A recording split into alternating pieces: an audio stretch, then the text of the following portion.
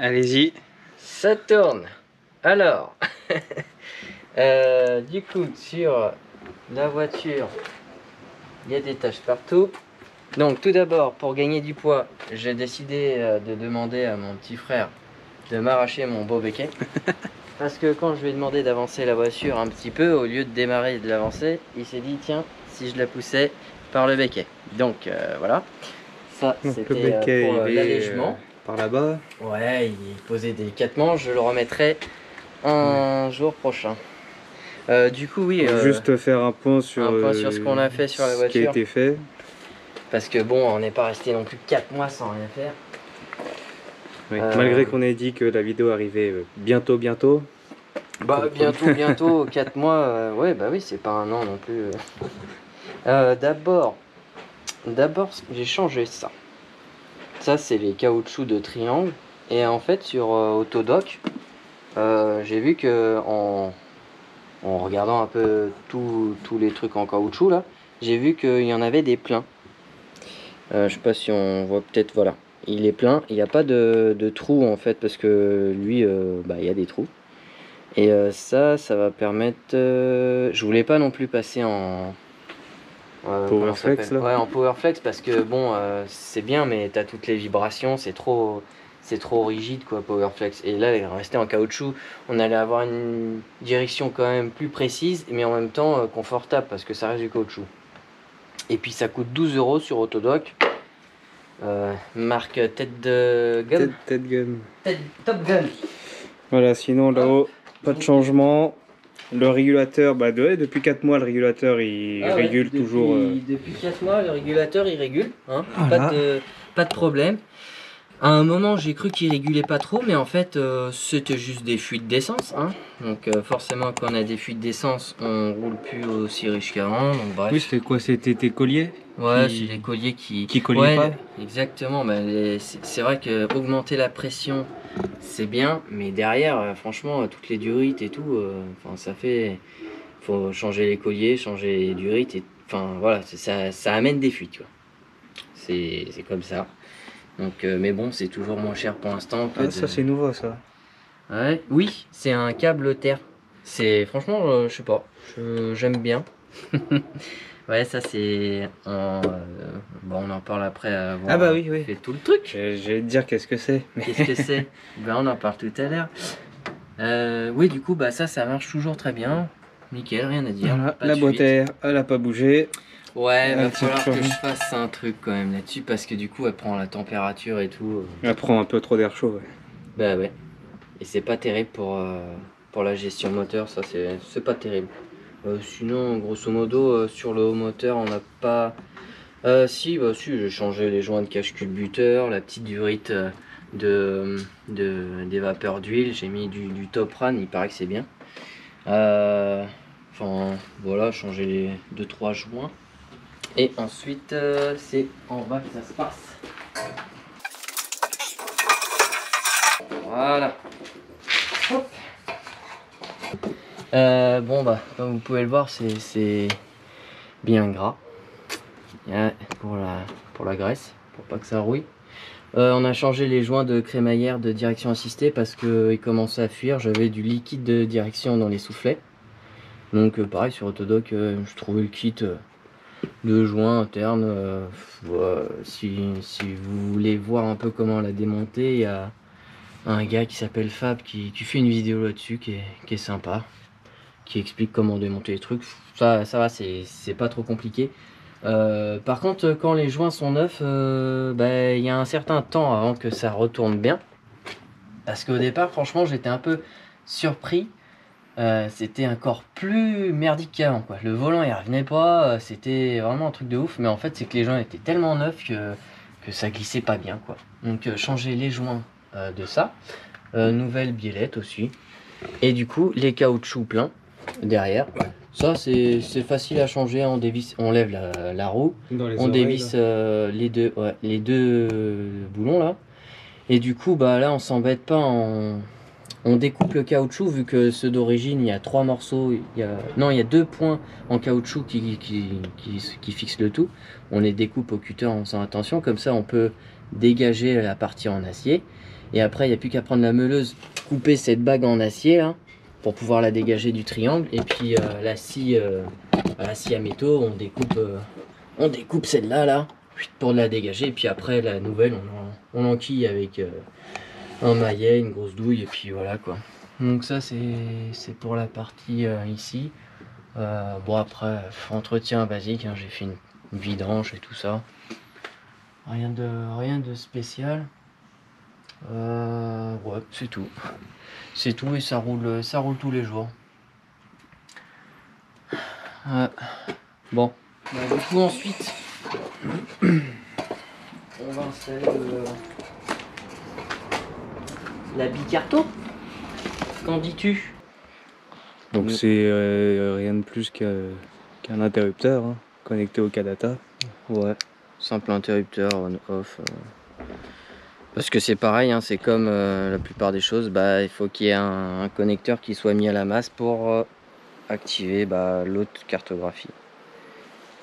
Que je préfère oui, pour la plupart, c'est comme ça pour toutes les options du Kadata.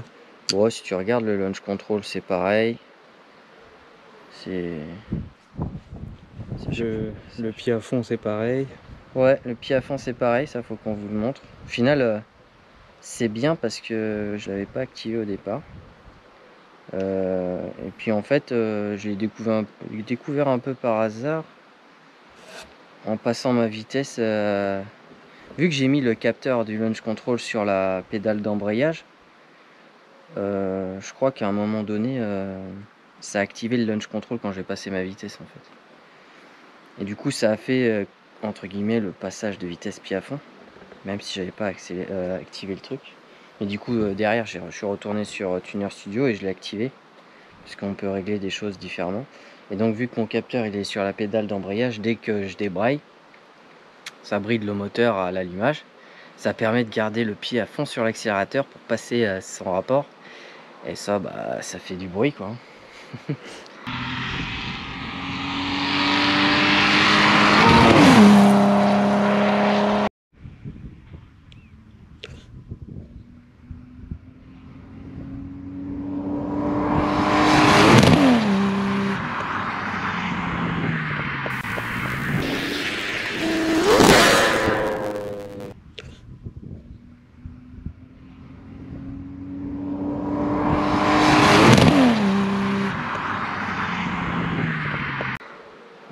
Et puis voilà, c'est sympa, c'est encore une option sympathique.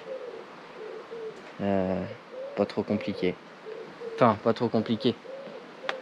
Si on met le capteur du launch control sur un bouton au tableau de bord ou je ne sais où, au final, tu peux pas faire ça quoi. Mais hier, j'ai appris qu'il y a des voitures qui ont déjà un capteur sur la pédale d'embrayage. Quelqu'un que je connais qui a une Mazda MX-5 qui a fait ça et en fait elle était équipée directement d'un capteur sur l'embrayage. Donc pour le launch control et puis le short shift ou je sais pas quoi là pour passer les vitesses pied à fond, bon en fait juste activer l'option et puis c'est tout quoi. Alors hop, ouais, pour pouvoir rouler à l'essence on va faire ça. Ça va être bien comme ça, au moins si un jour il n'y a pas d'éthanol, il n'y a pas besoin de ressortir l'ordi ou quoi. On met de l'essence, on passe sur la carte essence et puis voilà, de l'essence on en trouve encore partout en France. Donc par contre j'installerai proprement plus tard, je vais juste le connecter là. Parce qu'avant de faire des trous dans sa voiture, hein, faut bien réfléchir. Une fois que c'est fait le trou. Alors on va utiliser une petite cosse en plus.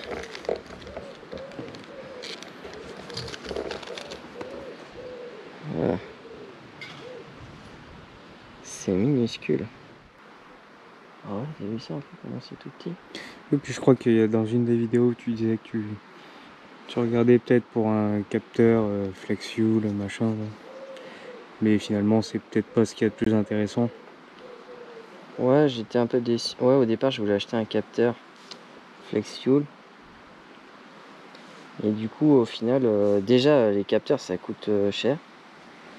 Et puis au final, le fonctionnement du flex fuel, je pensais pas que c'était comme ça, mais en fait c'est juste un capteur qui capte le pourcentage d'éthanol dans le carburant de la voiture, et ça va augmenter pareil en pourcentage la map que tu as faite pour l'essence en fait. Si tu as la moitié d'essence et de la moitié d'éthanol, ça va t'augmenter ta map d'essence pour du bon pourcentage pour que ça soit bon quoi. Mais c'est pas vraiment une map pour l'éthanol. Donc bon, je trouve que c'est un peu moins précis. C'est un peu moins précis qu'une bicarto où on fait vraiment une carto pour l'éthanol et une carto pour l'essence. Ouais, parce que là en gros l'interrupteur c'est juste pour switcher d'une carto à une autre. Tu pourras pas non plus C'est pas un flex. rajouter de l'éthanol s'il te reste de l'essence. Ouais, c'est pas un flex fuel. C'est vraiment ou l'un ou l'autre. Putain, il faut avoir des trucs. Ça tient? Ça tient. Oh, des petites pinces, hein, disons, pour faire ça. Alors, du coup, hop, ça, on ouvre. Du coup, on ressort le manuel, la Bible. Pour brancher. Ouais. Alors, je crois que j'avais noté. Je sais pas si tu vois. Capteur. Capteur essence. Ah bah oui, c'est ça, hein. TBL, T8L. Ouais, je crois que c'est TBL. TBL. En fait, là, ça sera ou l'un ou l'autre. Mais je crois que c'est là aussi on met le capteur en fait.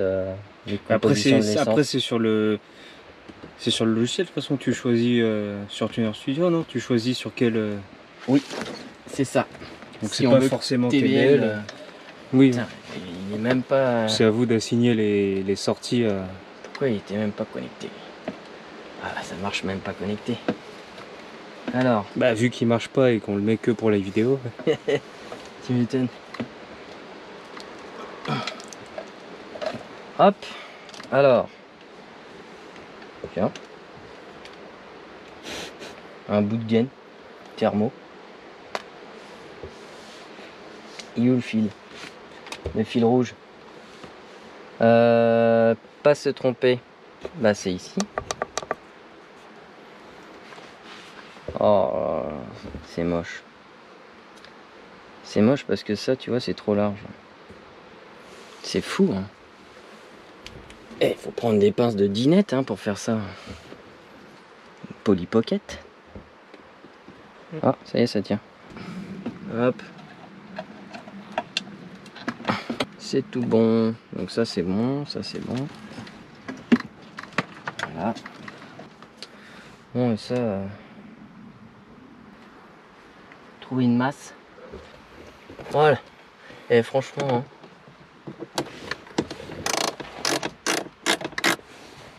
bon, hop.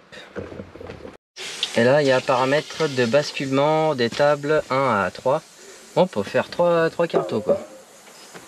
Voilà, et ça, du coup, basculement pour l'injection, parce qu'on peut faire aussi pour l'allumage. Et d'ailleurs, c'est ça qui est bien, c'est que, du coup, si on fait les choses bien, on peut faire une carto d'allumage pour l'essence et une carto encore plus poussée pour l'éthanol. Et du coup, on a vraiment deux cartos... bien programmé et pour l'essence et pour l'éthanol, alors qu'avec le capteur en fait ça va juste augmenter à mon avis l'enrichissement quand on est à l'éthanol, mais l'allumage restera le même. Ça m'étonnerait que ça modifie, non c'est même pas que ça m'étonnerait, ça modifie pas l'allumage, c'est pas possible. Oui, et d'ailleurs, donc toi la bicarto tu utilises ça pour passer de l'essence à l'éthanol.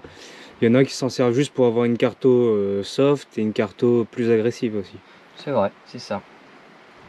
Du coup, donc là-dedans, on active le basculement pour l'injection. En dessous, on a source de basculement, donc matériel, le bouton. Ou sinon... Ah oui, régime, KPA. Ah oui, il y a plein de trucs en fait. Bah nous, c'est le bouton.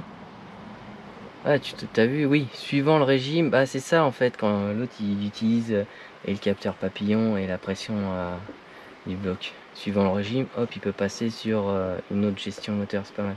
Donc nous, c'est le matériel, bien sûr, c'est ce qui nous intéresse. Entrée utilisée. Ah, c'est ça, à chaque fois, faut prendre le bon. Bah, on va essayer PE1. Comment savoir du coup? Eh ben, tu l'as pas sur le... Sinon, après, on va essayer de la démarrer hein, s'il y a... s'il y a un changement de régime. Là, je suis sur 0. Donc.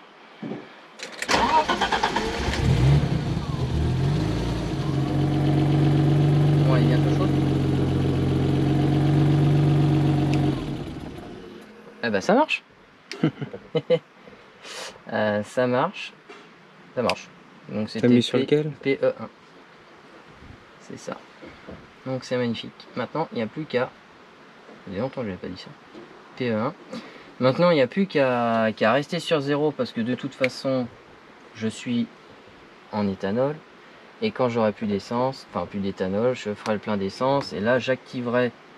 D'ailleurs, je pourrais générer, si je veux, une table d'injection en indiquant que j'utilise de l'essence. Mais sinon, je ferai un autotune directement en activant en mettant sur I et en allant modifier, faire l'autotune sur la table 3 d'injection pour faire, la table d'injection pour l'essence et pouvoir après régler l'allumage. Du coup, ça c'est bien, ça fonctionne. Donc voilà, après ça c'est toujours pareil, hein, ça dépend ce que vous voulez en faire. Moi c'est pour l'essence et l'éthanol, mais comme il dit Johan, ça peut être aussi pour avoir deux cartos, une soft et une hard. Ou alors, comme on peut lire aussi, on n'est pas obligé de mettre donc que c'est un bouton pour passer d'une carto à l'autre. On peut aussi mettre que c'est le régime moteur ou autre pour dire qu'à partir de tant de tours, on passe sur une autre mode de gestion en fait. On peut encore faire plein de trucs. 8 minutes, il va falloir que je mette en charge le PC. Après, voilà. Capteur bleu. Le cliquetis? Ouais. Ouais, bon, on peut montrer qu'il est en place après. Ouais, voilà, donc dans le carton. Voilà ce qu'il y avait. Il y avait ça. Tintin. Knock knock. Un nono. Ouais. C'est nono. Donc c'est ça qu'il y avait dans le carton, donc avec câble gris et câble noir.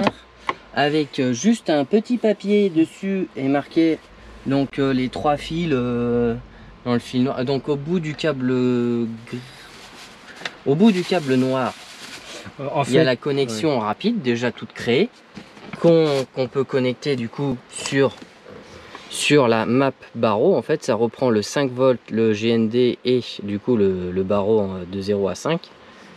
Donc c'est là qu'on le connecte.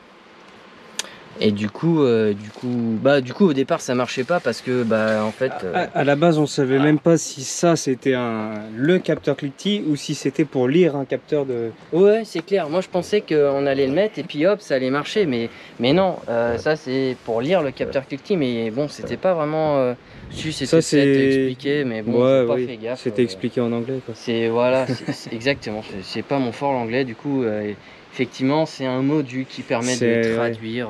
C'est ça. C'est juste une interface pour lire un capteur cliquetis quoi. Il faut en plus de ce capteur là, enfin de cette interface là, il faut un capteur cliquetis. C'est ça. Donc après bon, ça coûte pas non plus les yeux de la tête. Donc j'en ai acheté un.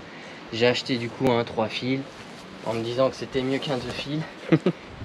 Du coup après sur ce câble gris, on a les connectiques de base avec un petit papier avec marqué les 3 fils là. Et du coup si vous êtes aussi bête que moi avec les numéros là, au départ je me dis c'est bien, mais les 3 câbles sont noirs, comment ça se passe? Et Johan il me dit mais non, il y a les numéros dessus. Donc là il y a le 1, je sais pas si on le voit, après sur le deuxième il y a le 2 et puis il y a le 3. En fait c'est écrit dessus, il faut dénuder un peu et puis voilà quoi. Donc retrouver les branchements. Donc pour l'instant c'est provisoire, c'est comme le cornet. Mais non, mais j'ai un beau connecteur. Un beau connecteur que je vais peut-être installer. Mais avant, je voulais voir si j'arrivais à trouver celui d'origine pour éviter de couper. Mais bon. Du coup, on vous mettra une photo de l'installation du capteur qui s'est pas fait. C'était pas compliqué puisque dans le bloc fonte, en fait, sur internet, j'ai vu qu'il y avait un trou pour mettre une vis qui n'était pas utilisée. Du coup, j'ai créé un goujon au filetage pour se mettre dans le bloc moteur Et j'ai diminué le diamètre pour pouvoir enquiller le capteur cliquetis et mettre un écrou, tout simplement. Je l'ai vissé dessus. Après on l'a connecté. Et puis bon, pareil, après on n'avait pas pris le temps de regarder vraiment. On a juste activé et puis là ça marchait pas du tout. Ça mettait qu'il y avait du cliquetis à fond. Alors bon, ça fait peur, mais, mais non, c'est que ça marchait pas. Et du coup après bon, il y a eu d'autres choses qui se sont passées entre temps. Et puis du coup là dernièrement, je me suis remis un petit peu sur le sujet et je me suis aperçu du coup avant-hier que quand je l'avais rebranché et réactivé, j'avais plus de launch control et j'avais plus de passage de vitesse pied à fond là. Ça marchait plus. Du coup au départ je commençais à regarder sur l'ordi, voir si c'était désactivé ou si c'est le capteur qui était cassé. Mais non, tout était bien. Donc au final je me suis dit, bah il n'y a que le capteur de cliquetis que j'ai réactivé, donc je le désactive et là ça remarche. Et en fait c'est simplement que pareil, l'entrée qui était programmée dans le capteur cliquetis, c'était la même que le launch control. Du coup bah ça faisait des incohérences et du coup c'était pas bon. Donc il fallait juste modifier l'entrée dans le capteur cliquetis et mettre que c'était l'entrée du barreau, map barreau en fait, JS5. Et là du coup ça m'a donné des valeurs cohérentes, c'est-à-dire 0,1, donc pas de cliquetis. Et du coup ça serait bien d'ailleurs qu'on fasse un test s'il reste encore un peu de batterie. Genre tu sais, je prends la masse, je tape sur le bloc pour voir si ça fait du cliquetis ou pas. Bah tu vois l'entrée cliquetis là, j'ai changé le manomètre là, chez lui. Ouais. Donc normalement ici, s'il y en a, ça devrait afficher un pourcentage élevé. À moins que... Waouh! Il est bien sur 0, l'interrupteur. Et ça, c'est quoi? C'est Pure Tuning, volume 3. 4 CD de tuning de musique.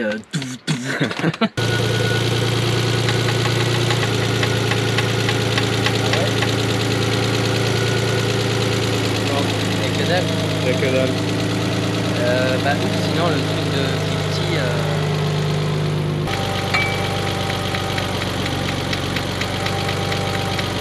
que dalle. Bon, Si on commence à essayer de faire des réglages mais que le truc ne fonctionne pas, alors là, c'est la misère. Mais en tout cas, il m'a pas indiqué de cliquetis sur la table qu'on a généré d'internet. Donc ça veut dire que ce qui est fourni, bah ça marche bien et puis c'est tout quoi. C'est-à-dire 0,1, donc pas de cliquetis. Pas de cliquetis. Et puis c'est tout quoi.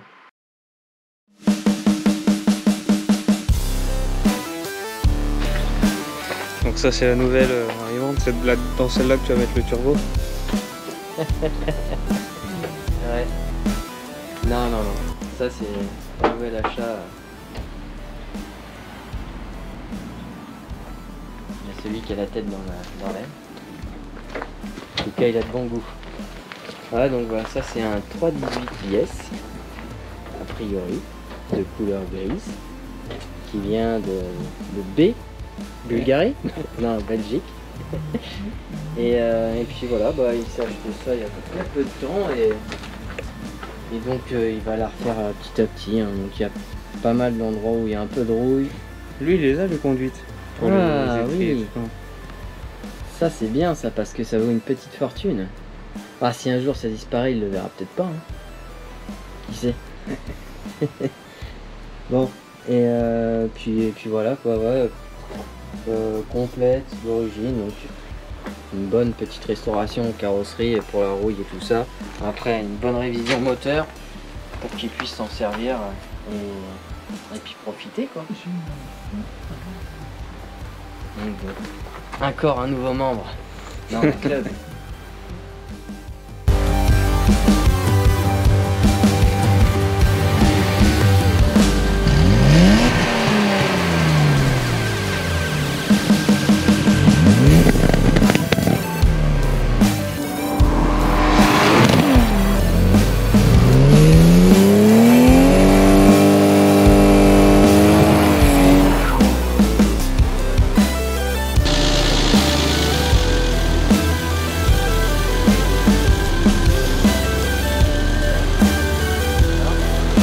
En fait là chaque coup ça passe à 100%.